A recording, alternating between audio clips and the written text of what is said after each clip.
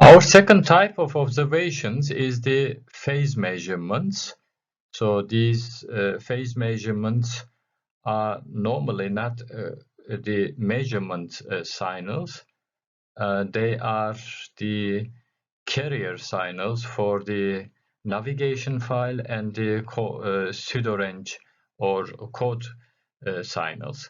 So, but phase measurements are best suited for geodetic high accuracy positioning, because by using code observations you can only get accuracies around meter level, so 3 to 5 meters at an instant of time. So for example, your mobile phones use only code measurements, so they cannot, at least for the moment, use the phase measurements. So that's why you can only obtain your position within at most 10 meter accuracy.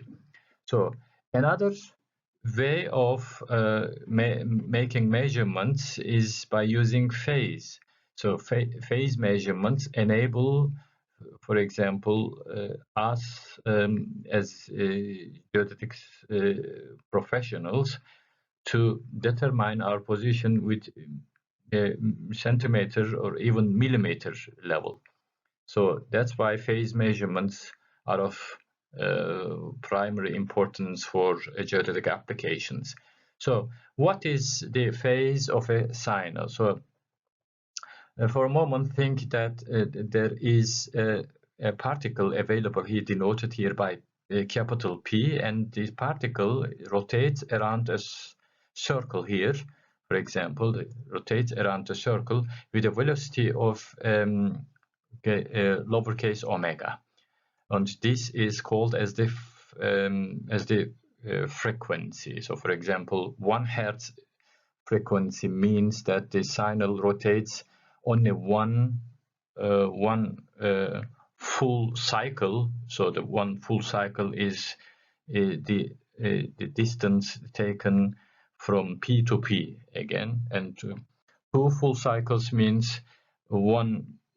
So from P to P, one, from P to P, so 2 cycles. So this is denoted as the frequency within only within 1 second, how many cycles you or the particle makes is denoted as the frequency. For example, if the particle rotates around the circle 100 times in a second, so this is 100 hertz, so that the 100 cycles in a second. So, and as you can see on a sine wave, you can see it begins at 0 and ends again with 0. This is one full cycle here, and this is one full cycle, and this is denoted as the period. This is period of the period of the signal. So as you can see, if I multiply, so t is divided to 2 pi divided by 100, for example, for 100 hertz signals, and then you get a smaller value. So t is always the inverse of the frequency. So, and another definition is the amplitude of the signal. So, for example, my signal at 0 angle, so here phi will be defined here, and it is denoted as phase. So for example, my signal begins at a 0 phase angle, and at a later time it arrives, so for example, this P location, and then the signal or the sine on the sine wave, you then get the distance from 0 to here, and this distance is as the is denoted in angle unit as the phase.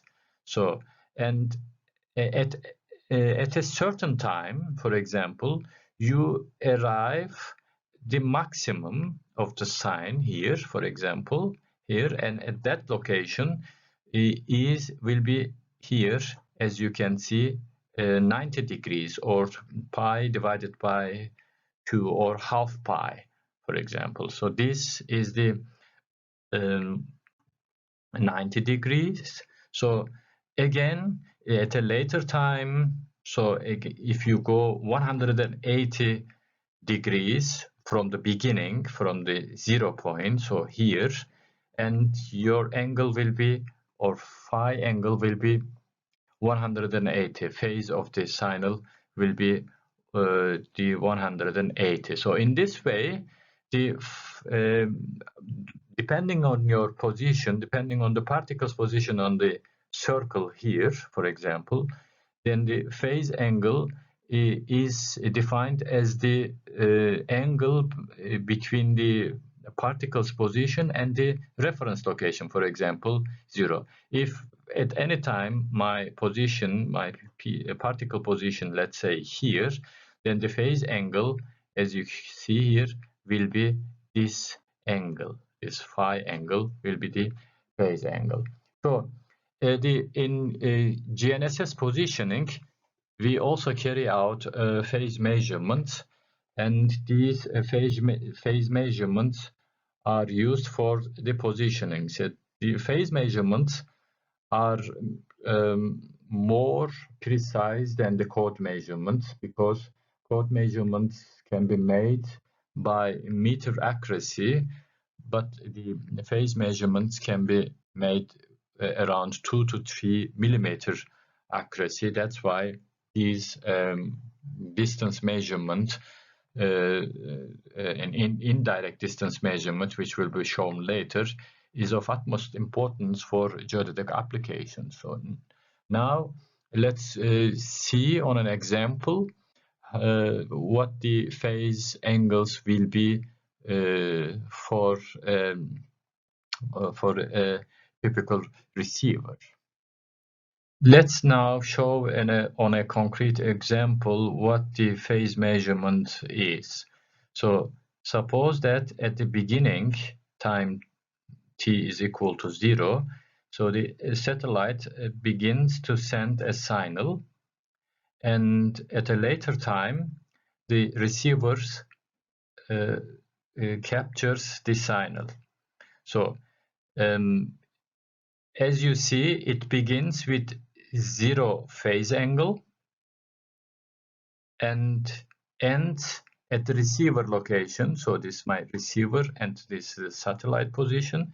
And at this location, I obtain the phase angle as 0, because the signal has traveled, as you can see here, 10 full cycles. So 1, 2, 3, 4, 5, 6, 7, 8, 9, and 10. Exactly at the end of 10th cycle, so I obtained the satellite, because my receiver position is exactly the integer multiple of the wavelength. So the wavelength, as you know, is the distance between the between the highs, or between the lows, for example, or the one full cycle length. So for example, here the distance will be denoted as the wavelength. So that's why the distance, for example, from the satellite will be 10 times the wavelength in our case. So and now let's take other situations where these phase measurements differ from 0 phase measurement. So here my satellite is this location, and my receiver is this location, for example. And as you see in the previous example, the distance between the receiver and the satellite was full cycled, but here the cycle differs. So the distance or the phase is 1/4 of the full cycle. So that this means that the distance increased by 1/4 of the wavelength. So then in this case, the distance between the receiver and the satellite will be 10 times the wavelength plus 1/4 of the wavelength. So the 1/4 means the phase angle. So this means the 0.25 full cycle, or the phase angle in radian unit p divided by 2, or 0.5 p, or 90 degrees in degrees units. So now let's look at a later time. So in this example, the satellite again here, and my receiver is there, and as you can see, the distance between the satellite and the receiver will be then 10 times the wavelength plus 1/2 or half of the wavelength. So the distance increased by, as you see, half of the wavelength. So as you can see in this way, the satellite location, so as the satellite location changes, the phase measurement will also change. So in our example here, we assume that the satellite, at the same location, the receiver always change its location, but the reverse is true. So the receivers are always at their constant location or static locations, and the satellites change their positions. So, but the idea does not change. So the idea behind the phase measurement is that the receivers will always measure not the full cycles, the number of full cycles. The receivers will measure the change in the change of the full cycles in time. So the receivers do also have clocks as the satellites, and these clocks generate a replica of this, for example, a sine wave, and then through time, so the satellites, or sorry, the receivers can know how many cycles came at the beginning of turning on the receiver. So at the turning on the receiver, so the beginning time, or the beginning full cycle. So this means here that for example, you cannot know the number of full cycles, although we can see here, we can say, okay, 10, but the receivers cannot know at turning on time how many cycles or how many full cycles came from the satellite. So these receivers can only measure the phase angles. So the third example shows the phase angle is 3/3 of the wavelength, or the 270 degrees phase angle. And our last example shows here one full cycle, and this one full cycle is measured through time by the receiver. So in this way, the receivers, as we said, do not know the number of full cycles at the beginning, but after turning on the receivers, you will never know the full cycles traveled by the signal from the satellite to the receiver. But after that time on, you can now, or the receivers begin to count, the full cycles in its clock. So, and by measuring, of course, the phase of the incoming signals. So in this way, the satellite, the receivers that do not only measure the phase angles, they also count the number of full cycles. So of course, as a result of counting or measuring the phases. So and at a later time, for example, after this phase, so this is one full wave again, and the next time, if you observe the satellite from a different location, then you will obtain a different phase, and again the phase will be between 0 to 2 pi, but the number of full cycles will also be recorded in the receiver.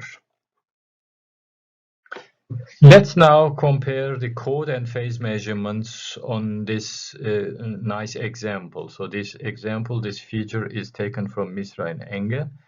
And on the upper side of the feature, you see the code ruler. So code ruler, and the lower side, you see the carrier ruler. And there are two rulers, and the first ruler, the code ruler, is divided into coarser units than the carrier ruler. Apart from the coarser divisions, there exists also one property that the code ruler contains numbers, whereas the carrier ruler does not contain any numbers. But the divisions, as you see in the carrier, they are finer. So there are finer divisions within, for example, here 20 centimeters, and this means that you can obtain centimeter or even millimeter, okay, distances. But on the other hand, the code ruler is divided into coarser units. So this means that the measurements can be made with coarser resolution or with a lower accuracy. So and this example shows that if you, for example, as the observer, you must always count the or look at the carrier wave. So and if you okay, leave observing the carrier wave for a moment, so you look to another location for a time being, and again, then you don't know where the carrier phase or carrier measurements exactly are. So, but on the other hand, the code observations, so on the code ruler, you see the number. So if you look away from the code ruler, you will not miss anything. On the other hand, you will miss every information in the carrier phase measurements. So that's why we can compare the code and carrier measurements in this way. So the carrier measurements should be made by the receiver by counting the okay, full wave. So if your receiver, for example, fails for a moment, then you need to initialize your instrument again, and again you must count on. Whereas on the other hand, the code observations do not need to be counted. They are only measured, so they are only shifted, as you know, the graphics which is introduced previously. So the distance can still be measured by using the code observations.